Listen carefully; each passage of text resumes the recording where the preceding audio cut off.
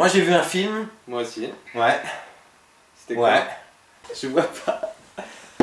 Ah Atlantide, l'Empire perdu des studios Disney qui date de 2001.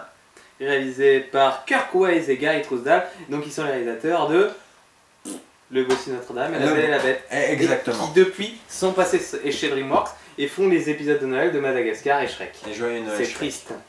Mais c'est pas du tout le sujet.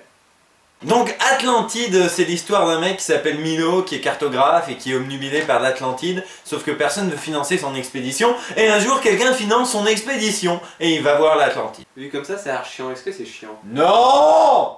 Bah, bonne annonce.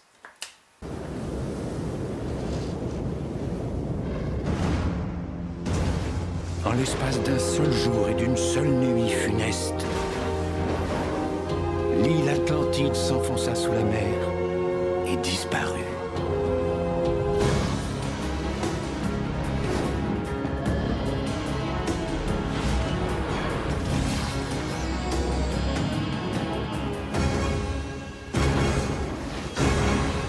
L'Atlantide vous attend.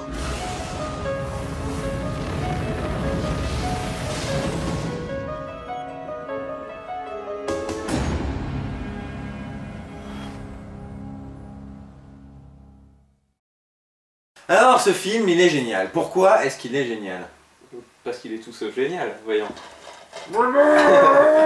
Donc il est génial parce que d'abord il est très beau. Graphiquement, les couleurs sont jolies, les dessins sont jolis. C'est toi qui me disais tout à l'heure que c'était inspiré des travaux... Non, Mike Mignola a bossé sur le film. Mike Mignola a bossé sur le Donc film. c'est Hellboy. Hellboy, évidemment. Mais moi aussi je trouve que c'est joli. C'est très joli. Je trouve qu'esthétiquement c'est pas mal. Après la composition des cadres c'est différent. Des moments c'est bien, des moments c'est moins bien. Pour moi c'est jamais vraiment assez épique. Enfin vers la fin si, mais le reste du temps non. Et sinon ouais c'est plutôt joli. Les personnages sont jolis. Ils sont bien animés pour la plupart. Et c'est comment la fille? C'est Kida. Kida. Il y a des moments elle est moins bien animée que d'autres fois.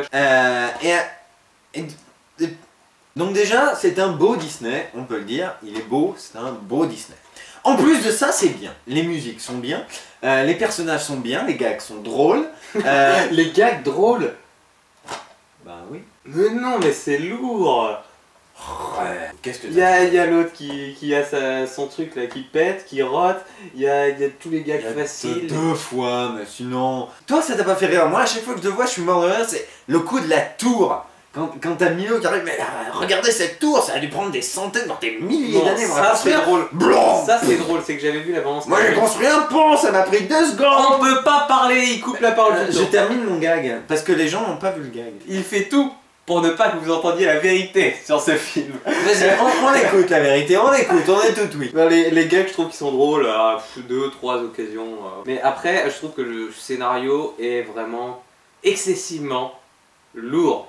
Non. Déjà, ça commence très rapidement, tout s'enchaîne, il y a même des scènes qui durent 15-20 secondes, et t'es là, tu dis oh là là là là, attendez, posez-vous. Mais non. Sur la fin, ça se calme. Je suis désolé, je vois pas... je trouve, à l'inverse, on a vu un Disney séquence, c'était il y a 3 jours, on a vu Hercule, je trouvais que tout allait 1 milliard de fois trop vite. Hercule il est bien. Hercule il est moyen. Atlantide est beaucoup mieux que Hercule parce que Hercule tout va trop vite et c'est assourdissant, c'est pénible. C'est un défaut qui me dérange dans Atlantide. Atlantide c'est un défaut tout va pas très vite. Où est-ce que tu vois que ça va trop vite? Mais je viens de te le dire déjà sur la première moitié, je dis que ça se calme sur la deuxième moitié. Oui non mais la première moitié, excuse-moi c'est un peu vague, où est-ce que tu trouves que ça va vite? Il n'y a pas vraiment d'exposition pour chacun des personnages. Ils ont pas vraiment de motivation. On va pas me dire que les personnages secondaires, on en a quelque chose à foutre, ne serait-ce qu'une seconde. Et leur motivation, ils l'expliquent clairement, c'est l'argent. Faut écouter un petit peu. Il n'y a aucun personnage d'attachant. Ah non, alors là, je suis pas d'accord. Milo, personnellement, je m'en branle totalement. Il se ramène, il y a son grand-père, mais c'est très vague. C'est très vague. Et finalement, il n'a pas vraiment de motivation, il veut juste l'Atlantide, c'est un personnage un peu chiant, un peu con. Mais non, t'as rien compris. C'est un cartographe frustré, quelque part. on s'identifie à lui, le pauvre, personne ne le croit, personne ne l'écoute. Et ça y est, il a l'occasion. J'en ai rien à battre. Voilà, tu vois, tu m'écoutes pas, tu me crois pas quand je te dis qu'Atlantide est bien. Tu vois, on s'identifie au personnage. Le personnage a une quête, it's a quest, it's an epic quest. Mais alors non, parce que alors, je vais expliquer pourquoi. En gros, ça, ce côté Jules Verne, tout ça, je pense que c'est bien quand on a des plans vraiment longs qui présentent bien les décors. Il y en a sur la fin, hein, mais au début, il n'y en a aucun. Je pense à certains moments. Bah, les personnages parlent tout le temps, ça s'arrête jamais. Mais c'est ça qui est sympa. Un film d'aventure doit avoir quelque chose d'imposant et donc doit profiter de quelques moments de respiration pendant lesquels le spectateur est peut-être épaté par le décor, se dit ah c'est beau, j'ai envie d'y aller, c'est exotique, tout ça. Non, là quand il y a des plans larges, les personnages sont en train de parler. Dès qu'ils arrêtent de parler, le plan se coupe. Ils auraient pu le laisser 5-6 secondes de plus qu'on puisse admirer justement les beaux dessins. Ça c'est l'aventure. Le problème, c'est que le film, il faut l'expliquer. À mon avis, c'est presque le seul problème de film qui n'en est pas un, c'est mon avis, c'est qu'ils n'ont pas... on ne sait pas vraiment quelle cible ils veulent toucher, parce que c'est un Disney, on sent quelque part avec des gags et certains trucs qui veulent toucher les enfants, sauf que ça parle de capitalisme, de Darwin, de... Non, on ne sait pas qui c'est qui veut le toucher. C'est un Disney qui veut toucher les adolescents. Je trouve que pour avoir ce côté plus adulte qu'auparavant, il confère une certaine froideur à tout le film. Et ils enlèvent les chansons Alléluia. Des chansons, oui c'est vrai que c'est bien qu'il n'y ait pas de chansons dans ce film-là particulièrement, mais donc voilà, il y a une certaine froideur dans le film qui me déplaît. Je trouve que c'est un peu à l'opposé du genre aventure. Ils font tout, j'ai envie de dire, pour que le film ait l'air plus adulte que d'habitude. Donc il y a la froideur, il y a des mots un petit peu plus compliqués pour les enfants, il y a voilà, non c'est plein de trucs comme ça et c'est surfait. Et il le dit justement, les personnages ils disent ils font ça pour l'argent et je trouve que Disney fait ça pour l'argent vraiment. Je suis pas d'accord. Ce film n'est pas passionné. C'est vrai que le scénario est pas super original. J'ai lu sur internet, ouais c'est complètement pompé sur Nadia et le secret de l'eau bleue. J'ai pas vu la série, je peux pas dire, mais on s'en fout que ce soit pas original parce que c'est bien mis en scène. C'est les scènes dont tu parles qui font 15-20 secondes. Je suis désolé, mais je sais que tu penses à la scène où Milo rentre chez lui et qu'il voit la nana. Si on n'a même rien à raconter dans le scénario, pourquoi la raconter? Non mais c'est pas ça, un mec rentre chez lui, il voit une fille qui dit montez dans la voiture, on veut vous présenter quelqu'un. Même dans les films de gangsters, tu vois le mec qui rentre chez lui, on lui met la tête dans le sac. Je pensais à cette scène, d'accord, mais je pense à toutes les autres scènes qui sont trop courtes. Le film se résume à l'idée de base, on va sur Atlantide, ils veulent voler le trésor. Bon voilà, on les empêche, machin truc. Dans le fond, c'est une idée disneyienne très simple. Ouais. Et ce que je veux dire, c'est que ces scènes très courtes font qu'on a l'idée, juste l'idée de base d'Atlantide, mais que les personnages ne sont pas étayés, qu'on n'a pas un univers qui se développe devant nous. Non, c'est juste, on doit aller sur Atlantide, ils veulent voler le trésor. Au niveau de l'univers, je suis pas du tout d'accord. Je trouve que Disney a réussi à créer toute une mythologie autour de l'Atlantide. Ils se sont fait chier à créer un alphabet. Ils se sont fait chier à créer juste deux pauvres espèces animales différentes. C'est ça, l'aventure, c'est découvrir des trucs. L'aventure, mais t'as que ce mot-là à la bouche. Oui, mais c'est ça, quand on veut faire un film à la Jules Verne, il faut de l'aventure. Mais tu mélanges tout. C'est un Disney, très bien, avec de l'aventure, des personnages rigolos et sympathiques. Et je suis pas d'accord quand tu dis que les personnages sont pas développés, enfin, c'est pas des héros, c'est des faire-valoir. Oui, c'est des faire-valoir à un point tel qu'ils sont tous des caricatures.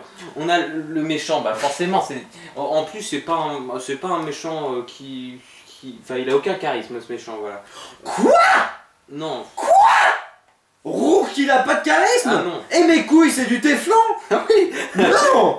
Rourke il est super charismatique, il a un poing avec une mitrailleuse. Ah je t'aimais pas machin truc à la fin. Mais c'est trop bien ça. Mais c'est des enfants. Il balance la nana.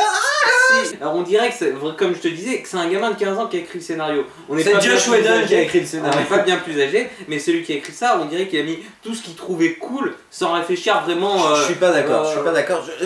Il réfléchissait pas à raconter un truc avec son film, il réfléchissait à mettre tout ce qu'il trouvait bien dans cette histoire. Et en plus, Disney a dû se ramener par-dessus pour dire ah non, il faut aussi intéresser les enfants, donc ça vous enlevez, machin truc. T'arrives pas à voir je sais pas, qui est recouvert par la mousse peut-être. Mais il y a beaucoup plus dans ce film que tu n'essayes de... Tu vois pas plus loin que les bouts de tes lunettes. Il y a plein de trucs bien dans ce film, mais ils ont pas réussi à... pour parler des scènes d'action justement, je trouve que elles sont pas fabuleuses. C'est du Disney en mode blockbuster lambda. Pour attirer un public plus adulte, ils font pas de l'action avec des gags ou avec une certaine... non. Non, tu mens. Non, pour moi tu c'est mens. du Disney. T'es un menteur. Tu mens des mensonges. Et en plus, je dirais qu'on ne comprend pas toujours ce qui se passe dans les scènes d'action. On Non, sait bah, pas où est-ce qu'ils sont exactement, ce qu'ils sont... C'est de la mauvaise foi. C'est Non. de la mauvaise foi. Les scènes d'action sont très lisibles. Je suis désolé. Pas, non, pas tout. Si. Non, Si. non. Si. Peut-être conclure. Peut-être conclure. Moi, franchement, je dirais pas que c'est aussi mauvais que le Roi Lion. Non, c'est mieux que le Roi Lion. Mais c'est un autre débat. Et donc, je dirais que c'est peut-être quand même vraiment un des moins bons Disney des années 2000. Et donc, c'est pour ça que je mets 4 sur 10, monsieur. 4 sur 10. Bien moi je pense que c'est vraiment un des meilleurs Disney des années 2000 et peut-être même un des meilleurs Disney de tous les Disney du monde. Esthétiquement, je le dis, je le répète, c'est superbe. Les personnages sont super drôles. Il y a des belles scènes d'action. Il y a une jolie musique. Tous les ingrédients sont réunis pour faire un bon film. C'est mon Disney préféré, peut-être parce qu'il a bercé mon enfance, peut-être que ça ne me rend pas suffisamment objectif. Toujours est-il que ça fait très longtemps que je ne l'ai pas vu, là je viens de le revoir avec des yeux d'adulte critique, et je persiste à lui mettre un 10 sur 10. Non. Hey. Mais c'est totalement justifié.